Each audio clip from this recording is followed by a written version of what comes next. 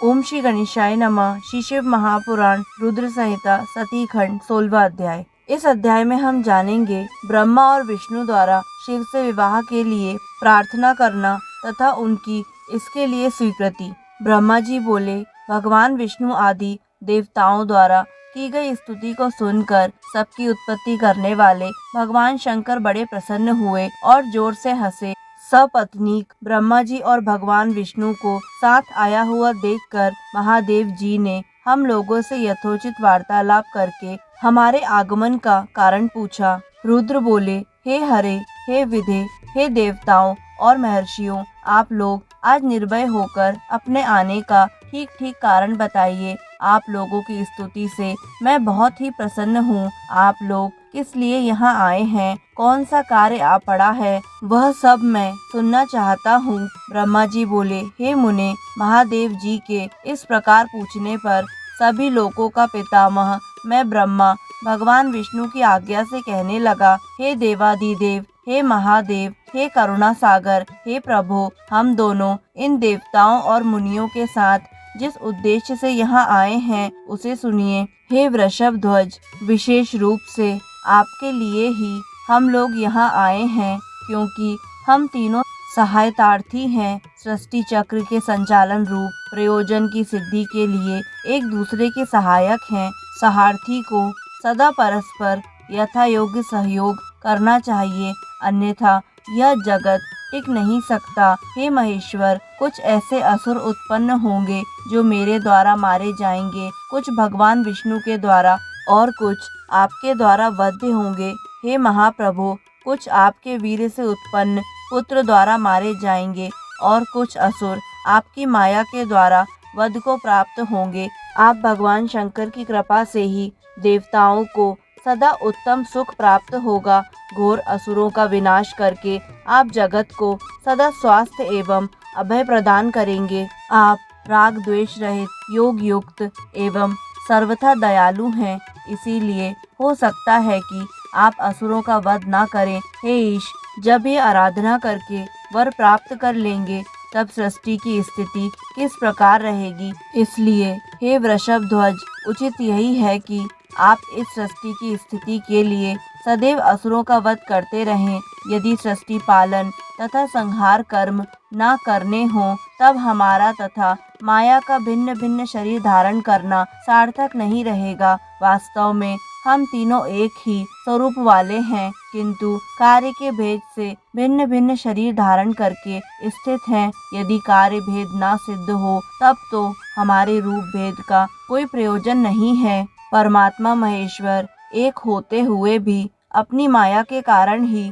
तीन रूपों में विभक्त हैं। वे प्रभु अपनी लीला से स्वतंत्र हैं। श्री हरि उनके वाम अंग से उत्पन्न हुए हैं, मैं ब्रह्मा उनके दाहिने अंग से उत्पन्न हुआ हूँ और आप उन सदा शिव के हृदय से उत्पन्न हैं, अतः आप ही शिव जी के पूर्ण रूप हैं। हे प्रभु, इस प्रकार भिन्न स्वरूप वाले हम तीन रूपों में प्रकट हैं और जो वस्तुतः उन शिवाशिव के पुत्र ही हैं। हे सनातन, इस यथार्थ तत्व को आप हृदय से अनुभव कीजिए।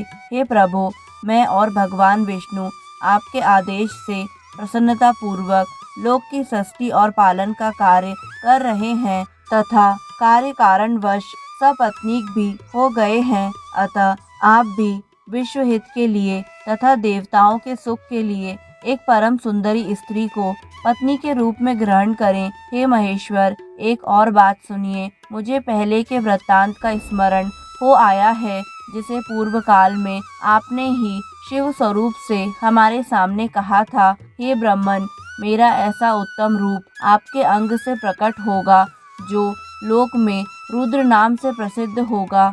आप ब्रह्मा सृष्टिकर्ता होंगे, श्री हरि जगत का पालन करने वाले होंगे तथा मैं सगुण रुद्र रूप होकर संहार करने वाला होऊंगा।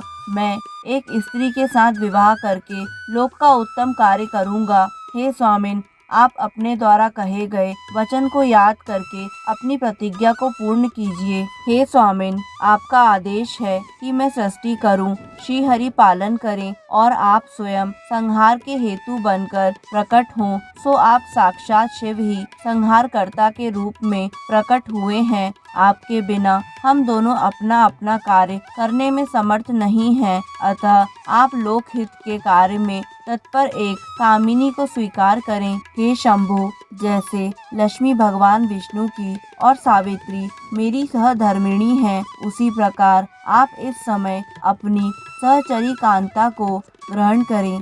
ब्रह्मा जी बोले, मेरी यह बात सुनकर मुस्कान युक्त मुखमंडल वाले वे लोकेश हर श्री हरि के सामने मुझसे कहने लगे। ईश्वर बोले, हे ब्रह्मन, हे विष्णु, आप दोनों मुझे सदा ही अत्यंत प्रिय हैं। आप दोनों को देखकर मुझे बड़ा आनंद मिलता है। आप लोग समस्त देवताओं में श्रेष्ठ और त्रिलोकी के स्वामी हैं। लोकहित के कार्य में मन लगाए रहने वाले आप दोनों का वचन अत्यंत गौरवपूर्ण है। किंतु हे सुरश्रेष्ठ गण, सदा तपस्या में संलग्न रहकर संसार से विरत रहने वाले और योगी के रूप में प्रसिद्ध मेरे लिए विवाह करना उचित नहीं है। जो निवृत्ति के सुंदर मार्ग पर स्थित अपनी आत्मा में ही रमण करने वाला, निरंजन अवधूत देह वाला, ज्ञानी, आत्मदर्शी, कामना से शून्य, विकार रहित, अभोगी, सदा अपवित्र और अमंगल वेशधारी है,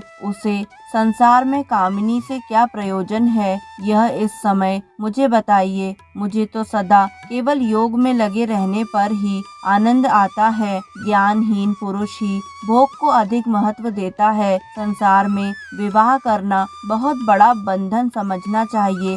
इसलिए मैं सत्य सत्य कहता हूँ कि उसमें मेरी अभिरुचि नहीं है। आत्मा ही अपना उत्तम अर्थ या स्वार्थ है। उसका भली भांति चिंतन करने के कारण लौकिक स्वार्थ में मेरी प्रवृत्ति नहीं होती है। तथापि आपने जगत के हित के लिए हितकर जो कुछ कहा है उसे मैं करूँगा। आपके वचन को गरिष्ठ मानकर अथवा अपनी कही हुई बात को पूर्ण करने के लिए मैं विवाह अवश्य करूँगा, क्योंकि मैं सदा अपने भक्तों के अधीन हूँ। हे हरे, हे ब्रह्मन, परंतु मैं जैसी नारी को प्रिय पत्नी के रूप में ग्रहण करूँगा और जिस शर्त के साथ करूँगा उसे सुने। मेरा वचन सर्वथा उचित है। जो नारी मेरे तेज को विभाग पूर्वक ग्रहण करने में समर्थ हो, उस योगिनी तथा काम रूपिणी स्त्री को मेरी पत्नी बनाने के लिए बताएं। जब मैं योग में तत्पर रहूं, तब उसे भी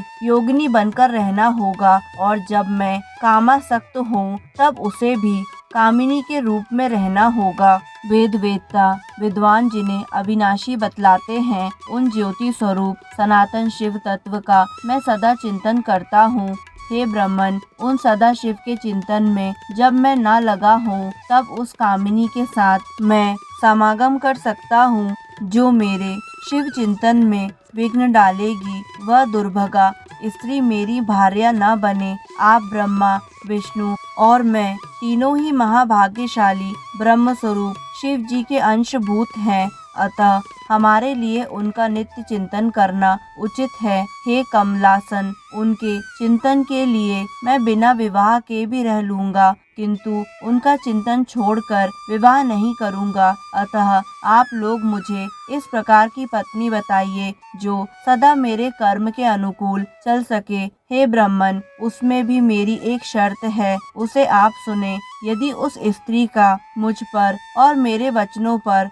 अविश्वास होगा तो मैं उसे त्याग दूंगा। ब्रह्मा जी बोले, उन रुद्र की बात सुनकर मैंने और श्री विष्णु ने मंद मुस्कान के साथ मन ही मन प्रसन्नता का अनुभव किया। फिर मैंने विनम्र होकर यह कहा, हे नाथ, हे महेश्वर, हे प्रभु, आपने जिस प्रकार की स्त्री का निर्देश किया है, वैसी ही स्त्री के विषय में मैं आपको प्रसन्नता पूर्वक बता रहा हूँ। वे उमा जगत की कार्य सिद्धि के लिए भिन्न भिन्न रूप में प्रकट हुई हैं।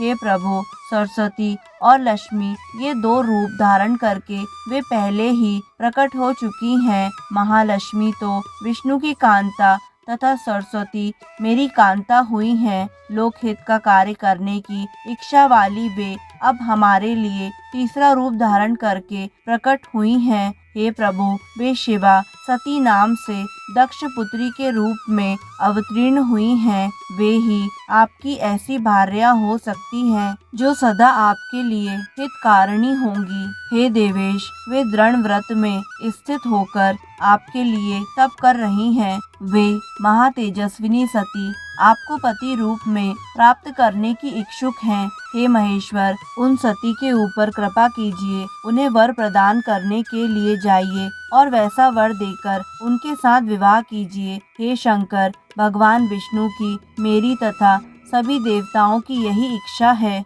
आप अपनी शुभ दृष्टि से हमारी इच्छा को पूर्ण कीजिए, जिससे हम इस उत्सव को आदर पूर्वक देख सकें। ऐसा होने से तीनों लोकों में सुख देने वाला परम मंगल होगा और सबकी समस्त चिंताएं मिट जाएंगी, इसमें संशय नहीं है। मेरी बात पूरी होने पर अच्युत मधुसूदन लीला से रूप धारण करने वाले भक्त वत्सल ईशान से कहने लगे। विष्णु जी बोले, हे देवादिदेव, हे महादेव, हे करुणाकर, हे शंभो, ब्रह्मा जी ने जो कुछ भी कहा है उसे मेरे द्वारा कहा गया ही समझिए, इसमें किसी प्रकार का संदेह नहीं है। हे महेश्वर, मेरे ऊपर कृपा करके उसे कीजिए। उन सती से विवाह कर इस त्रिलोकी को अपनी कृपा दृष्टि से सनाथ कीजिए। ब्रह्मा जी बोले, हे मुने, यह कहकर उत्तम बुद्धि वाले भगवान विष्णु चुप हो गए। तब भक्त वत्सल भगवान शिव जी ने